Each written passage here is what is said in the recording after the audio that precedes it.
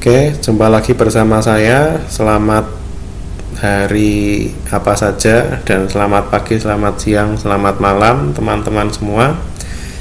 Pada video kali ini saya akan memberikan pendahuluan farmakokinetika.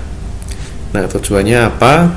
Tujuannya supaya nanti kalian mampu menjelaskan model farmakokinetika baik yang kompartemen maupun non kompartemen secara umum.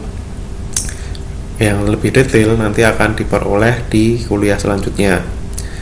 Kemudian mampu membedakan model farmakokinetika kompartemen dan non kompartemen. Lalu mampu menghitung parameter farmakokinetika non kompartemen. Oke, kita mulai langsung dari model kompartemen. Apa itu model kompartemen? Nah, saya akan menjelaskan dari ilustrasi berikut menggunakan injeksi intravena bolus dan pemberian secara oral. Oke, pada pemberian intravena bolus itu kalau kita disuntik, kalau bolus itu berarti suntiknya cepat, kalau infus berarti kan lambat. Nah, kalau kita disuntik dengan injeksi intravena bolus itu asumsinya obat akan langsung masuk ke sirkulasi sistemik, kemudian langsung terdistribusi secara cepat dan sekaligus mengalami proses eliminasi.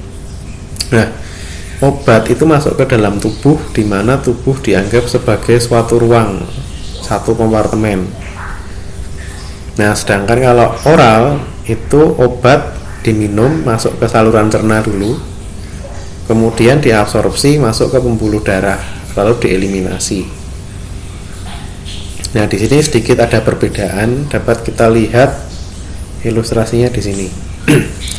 Jadi kalau obat tadi masuk ke sirkulasi sistemik langsung terdistribusi lalu dieliminasi. Kalau yang di bawahnya melalui rute oral, obat masuk ke saluran cerna, kemudian dia akan mengalami absorpsi, tetapi tidak semua diabsorpsi, nanti mesti ada yang tidak terabsorpsi, maka kita akan mengenal istilah fraksi obat yang terabsorpsi. Nah, fraksi obat yang terabsorpsi ini akan masuk ke sirkulasi sistemik, kemudian dia juga akan mengalami proses eliminasi. Singkatnya seperti itu. Nah, dengan mengetahui model ini atau mekanisme disposisi obat ini, kita dapat menurunkan suatu persamaan matematik. Nah, kita mengasumsikan bahwa kecepatan eliminasi obat itu mengikuti orde pertama, sehingga dalam model satu kompartemen dapat dirumuskan bahwa laju perubahan jumlah obat di dalam kompartemen adalah dd per dt min sama dengan minus KE kalikan D. D itu apa? D itu adalah jumlah obat yang berada di sirkulasi sistem. Karena kinetikanya orde pertama berarti ini pangkatnya pangkat 1. KE itu adalah konstanta kecepatan eliminasi. Nah, kalau ini dipindah ke sini, kemudian T-nya dipindah ke sini, maka kita akan peroleh persamaan baru sebagai berikut. Nah, kemudian kalau kita mengintegralkan ini, kemudian ini juga diintegralkan, maka kita akan memperoleh persamaan ini. D sama dengan dosis obat kalikan eksponensial dalam kurung min KE kalikan T. Nah, D itu adalah jumlah obat ya. Tapi kalau secara eksperimental kita akan sangat sulit mengukur jumlah obat di dalam darah. Yang bisa kita ukur itu adalah konsentrasi obat di dalam darah.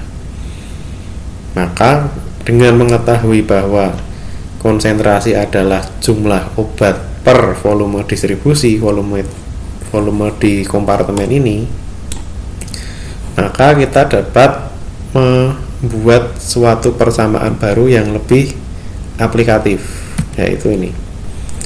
CP itu adalah D per V sama dengan dosis per V dari kedua ruas dibagi V kalikan eksponensial dalam kurung min KE kalikan T. Nah, ini kalau kita menggunakan Logika, farmakokinetika, satu kompartemen, intravena, eliminasinya mengikuti orde pertama. Nah, kemudian kalau yang oral gimana? Nah, oral seperti ini. Di saluran cerna, obat akan mengalami perubahan jumlah karena ada yang diabsorpsi ya. Nah, kinetikanya seperti ini. D1 ini dianggap 1, ini dianggap sebagai 2. Berarti jumlah obat per satuan waktu di kompartemen ini 1 adalah sama dengan min Ka kalikan D1. Karena ini orde pertama. Kemudian kalau di kompartemen 2 bagaimana? Nah, ini seperti ini persamaannya. Perubahan jumlah obat di kompartemen 2 sama dengan fraksi obat terabsorpsi kalikan konstanta kecepatan absorpsi kalikan jumlah obat di kompartemen 1 ini tadi dikurangi konstanta kecepatan eliminasi kali jumlah obat di sini, sirkulasi sistemik. Nah, kalau kita menggunakan penyelesaian persamaan diferensial 2 tingkat, maka dapat diperoleh persamaan seperti berikut. Nah, ini adalah gambaran model kompartemen secara umum. Nanti detailnya akan diberikan di kuliah berikut. Nah, komentarnya, jadi pendekatan kompartemental itu juga disebut pendekatan yang mekanistik. Kita tadi kan melihat mekanisme disposisi obat itu gimana. Oh, dia masuk saluran cerna, kemudian masuk ke sirkulasi sistemik, lalu dieliminasi. Nah, itu kan pendekatan mekanistik. Dari mekanisme tersebut kita membangun persamaan diferensial, lalu diselesaikan dengan metode integral atau bisa transformasi Laplace, atau bahkan tidak diselesaikan atau menggunakan persamaan diferensial. Nah, untuk membuktikannya kita perlu melakukan eksperimen. Dari eksperimen itu kan diperoleh data, lalu datanya kan difitkan dengan persamaan tadi. Bisa dengan metode kuadrat terkecil atau namanya least square. Least square yang paling sederhana itu adalah regresi linier yang sudah kalian pelajari di matematika dasar. Kemudian ada metode Bayesian atau metode kebolehjadian maksimum, maksudnya maksimum likelihood. Tapi kalau untuk di S1 nanti menggunakan metode kuadrat terkecil. Kalau Bayesian dan maksimum likelihood mungkin terlalu advance. Oke, tapi nanti realnya itu paling yang sudah digunakan saat ini ya sampai ke maksimum likelihood itu. Oke, itu ya yang perlu dimengerti bahwa kalau kompartemen itu dari mekanisme jadi persamaan fitkan ke data, nanti ketemu model farmakokinetiknya. Oke. Nah, ini adalah contoh kalau farmakokinetika satu kompartemen eliminasi orde pertama itu kurvanya kalau skala linear mesti akan seperti ini. Kalau ini diubah menjadi logaritmik atau ln, maka akan jadi ini. Nah, ini dinamakan dengan log linear.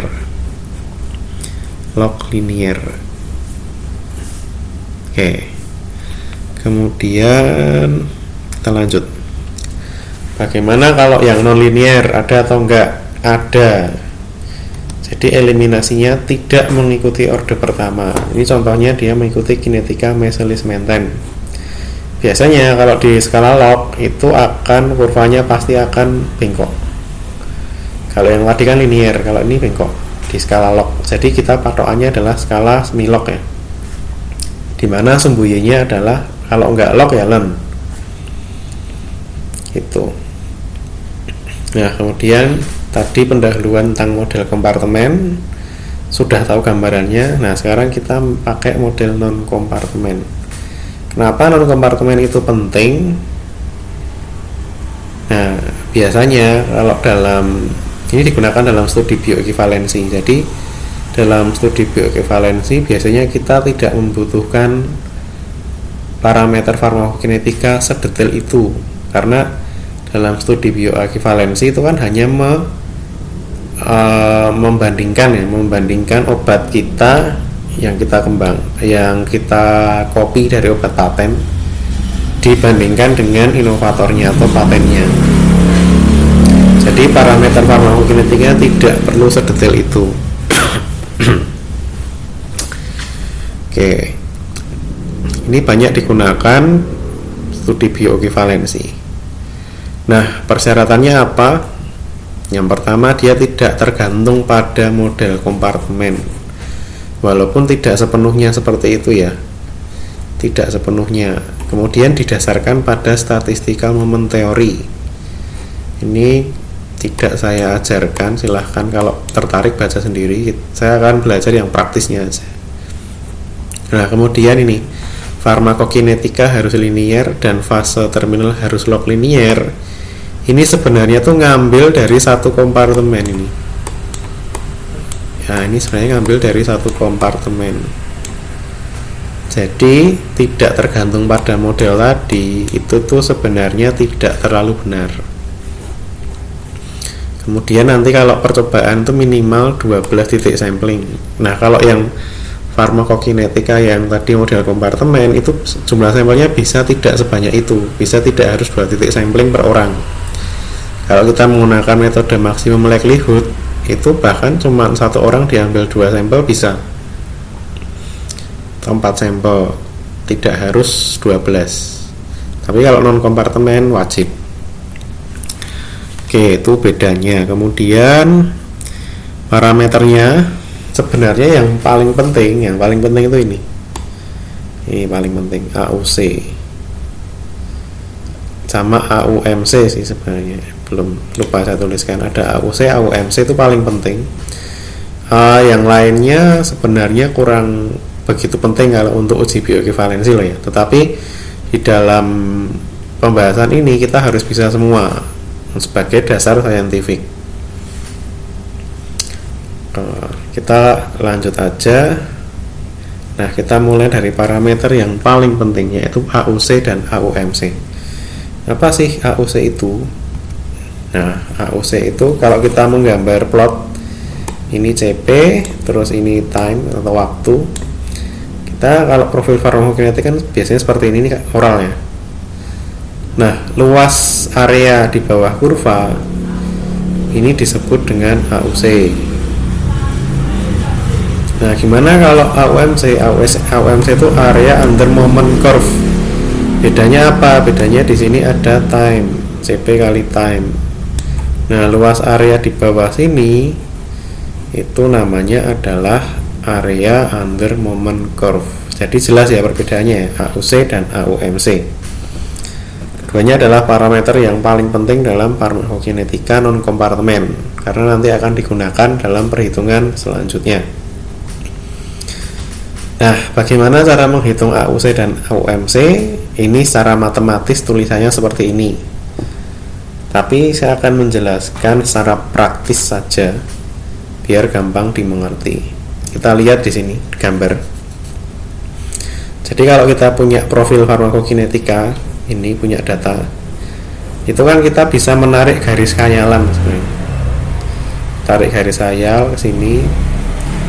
Nah, sebenarnya ini kan ini segitiga.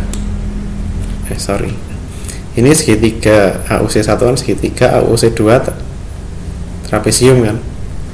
AUC 3 sampai 6 ini adalah trapesium. Nah, AUC 1 bisa dihitung dengan luas segitiga. Alasnya ini. Alasnya ini kali tingginya ini bagi 2. Nah, ini kan tingginya itu kan sebenarnya konsentrasi kan. Kalau ini diplotkan ke Y sini kan ketemu konsentrasi. Kalau ini misalnya ini T1, ini adalah T0, berarti T1 dikurangi T0 itu adalah tingginya. Kalau ini T2 ya berarti T2 kurangi T1, tingginya trapesium pertama. Kemudian ini adalah C yang ketiga, ini C kedua, berarti kan tinggal ditambahkan C3 tambah C2 kali T2 min T1 bagi 2, kan seperti itu. Nah, maka luas segitiga AUC 1 tambah AUC 2 tambah AUC 3 dan seterusnya sampai AUC 6 itu disebut AUC dari 0 sampai titik sampling terakhir. Titik sampling terakhir itu namanya adalah T-last di sini. T-last, sorry nulisnya kurang ke atas. Oke, nah cara menghitung AUMC gimana? Sama caranya, hanya saja sumbu Y-nya itu adalah CP kalikan waktu. Itu ya. Jadi perhitungan AUC dan AUMC simple. Oke, kemudian, nah di sini kan kita tidak bisa menyampling orang itu umur hidupnya kan nggak bisa. Jadi mesti kan kita terbatas. Kita nggak bisa menyampling sampai tak hingga seperti ini, nggak bisa. Nah maka ini diekstrapolasi nanti. Caranya mengekstrapolasi bagaimana? Kita lihat di sini. Jadi nanti kita ambil fase terminal yang masih linier. Itu ini skalanya len ya, len. Jadi antara len C versus T pada fase terminal itu diregresikan. Nah, slope-nya itu adalah minus KE.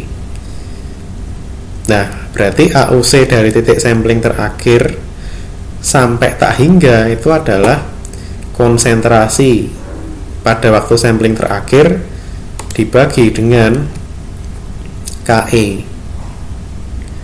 Begitu juga dengan AUMC, itu dari T sampling terakhir dikalikan C sampling terakhir di sini dibagi dengan KE di plus ditambahkan dengan C sampling terakhir dibagi dengan KE kuadrat. KE kuadratnya ini dapat dari ini, KE nya dapat dari regresi linier pada fase terminal atau fase eliminasi.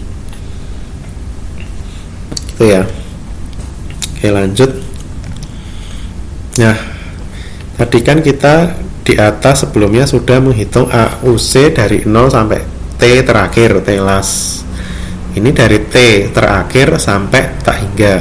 Maka AUC 0 sampai tak hingga itu ya penjumlahan dari AUC 0 sampai waktu sampling terakhir ditambah dari AUC dari waktu sampling terakhir sampai tak hingga. Begitu juga dengan AUMC, rumusnya kalau prinsipnya sama. Oke, kita lanjut.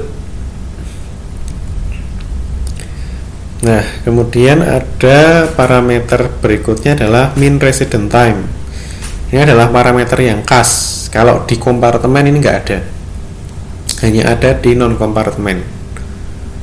Nah, MRT itu adalah rata-rata waktu obat berada di dalam tubuh yang diukur melalui plasma. Nah, MRT dihitung menggunakan data IV, entah bolus maupun infus. Nah, ada buku yang menganggap bahwa MRT itu bisa diukur baik data IV maupun data oral. Ada buku lain yang membedakannya. Kalau MRT ya data IV, kalau yang oral beda lagi. Nah, saya menganut yang kedua ini. Karena apa? Supaya tidak tertukar dan nanti pembahasannya tidak membingungkan mahasiswa. Nah, jadi kita sepakati bahwa MRT ini nanti untuk yang intravena baik itu bolus maupun infus. Nah, rumusnya seperti ini. AUMC dari 0 sampai tak hingga dibagi AUC dari 0 sampai tak hingga dikurangi T inf, itu adalah durasi infusnya. Kalau dia pakai infus, misalnya infusnya 5 jam ya, ini 5 jam. Tapi kalau injeksi intravena bolus itu kan injeksi cepat, ini 0 harganya. Itu ya. Oke, lanjut. Nah, ini tadi saya bilang agar tidak rancu, maka kalau data oral atau ekstravaskuler itu dinamakan dengan MTT, bukan MRT. Itu kalau di sini kan tadi rata-rata waktu obat berada dalam tubuh kan. Ini juga sama, rata-rata waktu transit obat di dalam tubuh, cuma dibedakan. Kalau yang ini rumusnya sama, relatif sama, AUMC 0 sampai tak hingga per AUC 0 sampai tak hingga. Tapi ini untuk data ekstravaskuler. Jadi kalau ekstravaskuler namanya MTT, kalau yang IV namanya MRT. Gitu ya. Terus ada lagi parameter berikutnya adalah mean absorption time, yaitu waktu rata-rata yang dibutuhkan obat dari tempat absorpsi untuk mencapai sirkulasi sistemik. Itu rata-ratanya berapa. Nah, MAT ini adalah jumlah proses yang terkait absorpsi maupun degradasi obat selama proses absorpsi. Dirumuskan juga secara sederhananya adalah MAT sama dengan 1/KA. Tapi kalau mau detail lagi ya ini KA yang semu ya. Kalau yang mau detail ya 1/KA sejati ditambah dengan KD. KD itu konstanta yang obat yang terdegradasi. Cuma di sini saya membatasi saja agar lebih sederhana, MAT ya sama dengan 1/KA. Gitu. Kemudian lanjut. Nah, hubungannya apa MAT, MTT dan MRT dapat dilihat di sini. MTT sama dengan MAT plus MRT, atau MAT nanti sama dengan MTT dikurangi MRT. Itu hubungan keduanya. Nanti ya sangat penting untuk menghitung parameter farmakokinetika. Lanjut. Nah, kemudian ini maaf agak terpotong. Saya naikkan dulu. Ya. Nah, ini adalah beberapa parameter farmakokinetika yang lain yang menurut saya sebenarnya kurang penting. Oh ya, ada yang penting sih, F ini penting. Nah, ini ada VSS, itu adalah volume distribusi. Ya, volume di kompartemen tadi kan obatnya terdistribusi di kompartemen. Nah, volume distribusinya pada keadaan steady state itu namanya VSS. Itu rumusnya sama dengan clearance kalikan MRT kali MRT IV. Jadi biar nggak keliru saya tambah IV di sini. Kemudian KI atau kecepatan eliminasi ya 1/MRT IV, tapi nanti juga dapat diperoleh dari grafik tadi. CL sendiri, CL yang IV itu adalah dosis intravena dibagi AUC 0 sampai tak hingga. Ini yang IV loh ya. Kalau yang dari oral itu adalah clearance oral atau sama dengan CL/F. Kalau tidak diketahui F-nya cuma ditulis CL/F. Itu sama dengan dosis per oral dibagi AUC 0 sampai tak hingga. Sedangkan F itu adalah bioavailabilitas atau sering orang nyebutnya juga fraksi obat yang terabsorpsi. Tapi saya lebih cocok ke bioavailabilitas. Itu rumusnya adalah AUC ini 0 ekstravaskuler.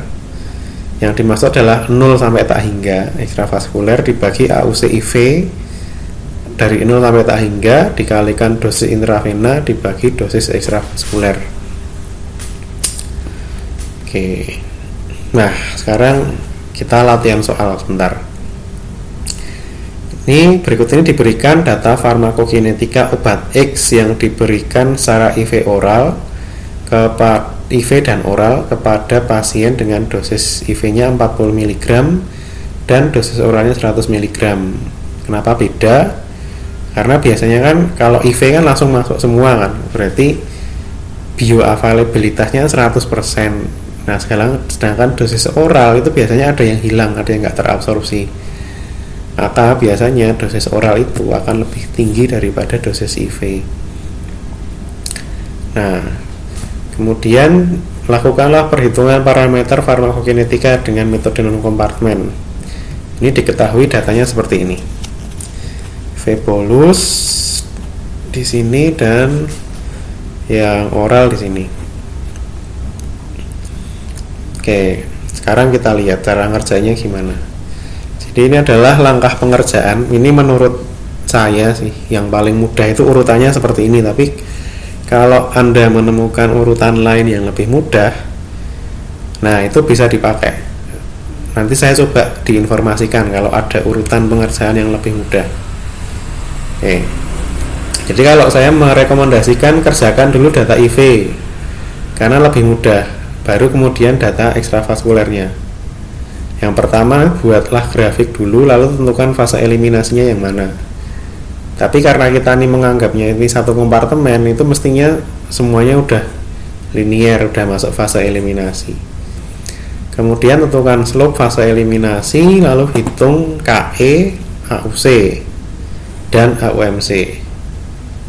Kalau udah baru ngitung MRT IV, CLIV, lalu VSS.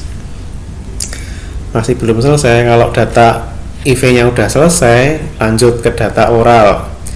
Hitung AUC, AUMC-nya oral, hitung MTT oral, hitung MAT, hitung KA, baru hitung CLF oral, terus hitung F. Ini urutan yang saya rekomendasikan. Kalau teman-teman dapat urutan yang lebih mudah, silahkan tunjukkan ke saya. Nanti mungkin akan saya beri nilai tambahan. Nah, ini contohnya dari data yang intravena tadi. Mana? Nah, ini saya buat kurvanya jadi seperti ini. Ini kan kebetulan dia udah linear. Slope-nya kan min 0,12. Min itu menunjukkan bahwa dia turun. Kalau naik ya plus, bukan min. Nah, ini skalanya adalah len ya, jangan lupa skalanya len. Kalau skala linear mesti dia nggak lurus. Nah, kita hitung dulu AUC yang dari telas sampai tak hingga. Dari yang kita dapat slope kan bisa hitung KE. Nah, dari sini kita hitung dulu AUC dari telas sampai tak hingga sama AUMC dari telas sampai tak hingga. Rumusnya gampang banget, ambil aja waktu sampling terakhir dibagi dengan KE. Waktu sampling terakhirnya mana? Kita lihat di sini. Kan 0,44 nih di sini. 0,44 masukkan ke sini. Terus KE-nya berapa? KE-nya kan dapat dari slope ini tadi. Slope-nya kan min 0,12, KE-nya berarti 0,12, masukkan ke sini. Dapat 3,65. Nanti silahkan cek hitungannya benar atau enggak. Kalau salah saya tolong diinfokan.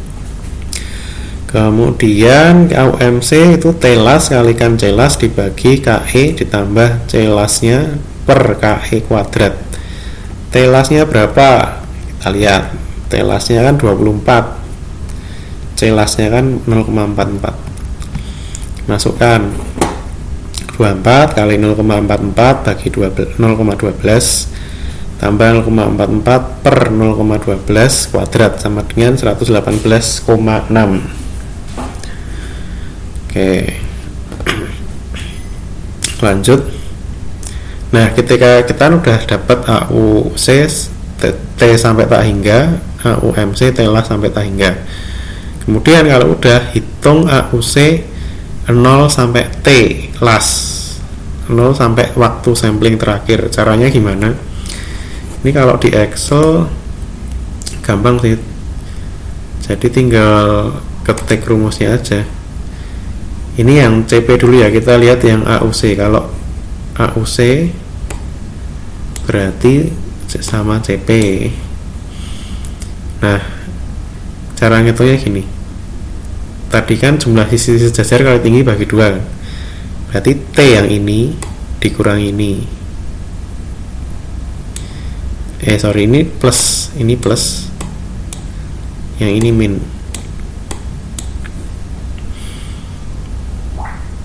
Baru nanti dibagi 2. Jadi sebentar, saya pakai kalkulator aja.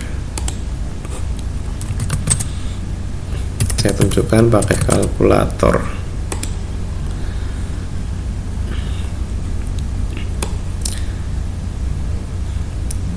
Pokoknya CP ditambah CP sebelumnya. Jadi CP nya kan 7,08 ditambah CP sebelumnya berapa? 8 dikali waktunya kan 7,09 itu kan waktunya 1 jam dikurangi waktu sebelumnya dibagi 2. Nah, kan akan ketemu 7,545. Oke, ketemu ini kan ya. Ketemu ya ini 7,545. Kalau yang awalnya mesti 0 kan, sebelumnya kan belum ada. Sebelum 0 kan belum ada. Pasti 0. Nah, ini selanjutnya diaplikasikan ke semuanya, tinggal diseret aja, seret. Nah, ini juga rumusnya sama, cuma yang digunakan kalau AUMC. Kalau AUMC ya berarti ini AUMC, bukan CP ya, tapi CP kali time. Nanti kalau udah ditarik ke sini, maka ketemu ini dijumlahkan. AUC 0 sampai las kan ketemu, AUMC 0 sampai las ketemu. Lanjut. Nah, baru AUC 0 sampai tak hingga itu adalah AUC dari 0 sampai T las ditambah AUC dari T las sampai tak hingga. Tadi kan angkanya ini 63,58, mana ini? Nah, ini kan 63,58. Nih. Terus 3,65 dapat dari mana 30? Nah, ini. Maka dijumlahkan ketemunya ini. Oke, nanti silahkan dicek matematiknya betul atau enggak. Nah, untuk AUMC itu prinsipnya juga sama, ketemunya segini. Oke, berarti yang susah sudah selesai untuk IV. Nah, ini sekarang yang gampang-gampang. Kalau MRT kan AUMC per AUC dari 0 sampai tak hingga. Kan bukan infus kan, berarti jadinya T infusnya 0. Tinggal ini dibagi ini, ketemunya 8,17 jam. Mean resident time berarti waktunya dia rata-rata dia tinggal di dalam tubuh itu berapa? 8,17 jam. Kalau clearance intravena berapa? Nah, kan dosis dibagi AUC 0 sampai tak hingga. Kira-kira clearance-nya adalah 0,60 liter per jam. Nanti pembahasan clearance itu apa? Ada di setelah UTS setelah UTS. Cuma gambarannya gini, clearance itu adalah kemampuan tubuh untuk membersihkan obat itu berapa? Kira-kira gitu. Berapa liter per jam obat itu dibersihkan? Nah, ini 0,6. Tapi nanti detailnya ada di kuliah berikutnya di setelah UTS. Lalu VSS-nya berapa? Clearance intravena kali MRT intravena 0,6 kali 8,17, 4,9 liter. Volume distribusi itu tidak berarti fisiologis ya. Karena kalau volume darah kan paling kira-kira 5 literan kan. Nah, ini bisa jadi volume distribusi itu bisa 100 liter, 10 liter itu bisa. Itu adalah tubuh menganggap obat itu volumenya berapa, bukan berarti fisiologis. Perlu diingat itu. Oke, kemudian lanjut. Nah, kan ini tadi data IV udah selesai. Kalau udah selesai baru kerjakan data yang oral. Kalau data oral kita lihat di sini sama rumusnya, menghitung AUC tadi sama ya, jadi nggak usah saya ulangi. Kemudian kalau udah ngitung AUC, lihat buat grafiknya dulu. Buat grafiknya lihat di sini kan udah lurus, berarti di sini adalah fase eliminasi. Di fase eliminasi slope-nya ketemu lagi 0,12, berarti KI-nya 0,12. Oke, ini KI-nya 0,12 ya, maaf tutupan. Kemudian lanjut. Nah, dari sini kita bisa menghitung AUC telas sampai tak hingganya berapa. Kan celas dibagi KE kan, KI-nya kan tadi 0,12, celasnya berapa? Cari di sini. Celasnya ini 1,11, telasnya 24. Oke. 1,11 ya, per ini jadi 9,25 mg jam per liter. Ini satuannya AUC. Kalau AUMC ini kuadrat mestinya, kalau AUMC kuadrat, ini AUC ya, ini AUC. Kemudian nah, AUC 0 sampai tak hingganya ini ketemunya 149,65. Cara ngitungnya sama seperti tadi. Lalu kalau yang ini AUMC T las sampai tak hingga, pakai rumus ini. T lasnya tadi 24, C lasnya 1,11, kayaknya 0,12. Masukkan angkanya, temu ini. Lalu AUMC dari 0 sampai tak hingga tinggal dijumlahkan, maka ketemu 1358,5. dari sini kita bisa menghitung MTT. Rumusnya sama, tapi jangan sampai salah. Ini data oral itu 1358,5 dibagi 149,65. Ini kan benar kan, ini dibagi ini, jangan sampai salah, ketemunya 9,1 jam. Nah, berarti MAT nya berapa? MTT dikurangi MRT kan tadi 9,1 dikurangi tadi kan 8,17 kalau nggak salah, kita lihat ya. Nah, ini kan 8,17, cuman kita bulatin aja jadi 8,2. maka MAT nya atau mean observation time nya adalah 0,9 jam. KA nya berapa? KA nya 1 per MAT, jadi ketemunya 1,11 jam. Per jam. Tadi kalau KA satunya per jam. Kemudian clearance per F itu adalah D per oral, dosis per oral dibagi AUC 0 sampai tak hingga, sama dengan dosis per oralnya tadi kan 100 mg. Coba kita lihat, cek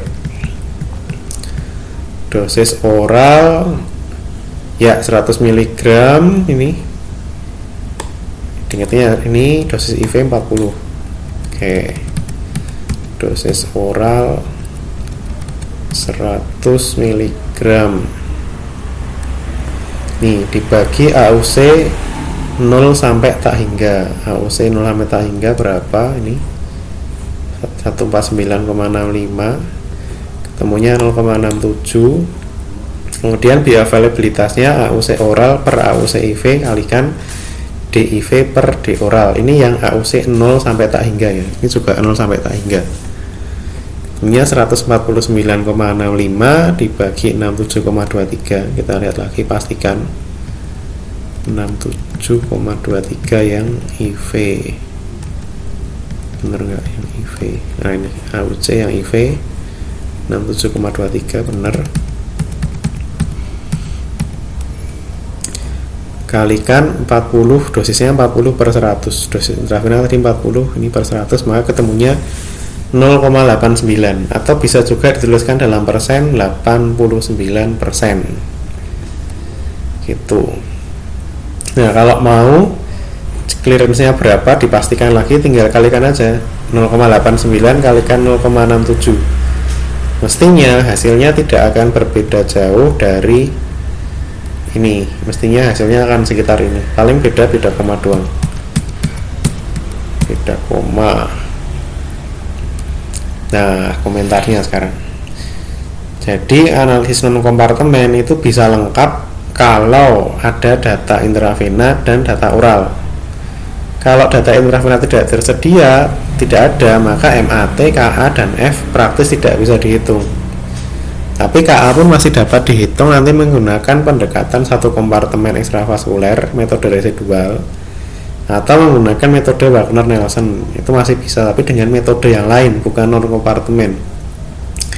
Kemudian jika data IV tidak tersedia, maka parameter clearance dan V dituliskan sebagai CL per F atau V per F.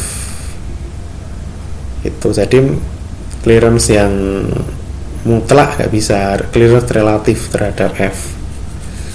Nah kalau dalam studi bioekivalensi, metode analisis non kompartemen lazim digunakan karena sekedar membandingkan bioavailabilitas dua produk.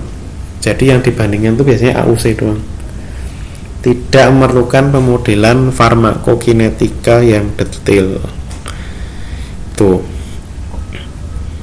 Nah, itu yang dapat saya sampaikan pada pengantar kuliah kali ini. Nanti bisa dibaca di referensinya ini, Sargel halaman 835 sampai 841, atau di sini kompartemen analisis di link ini.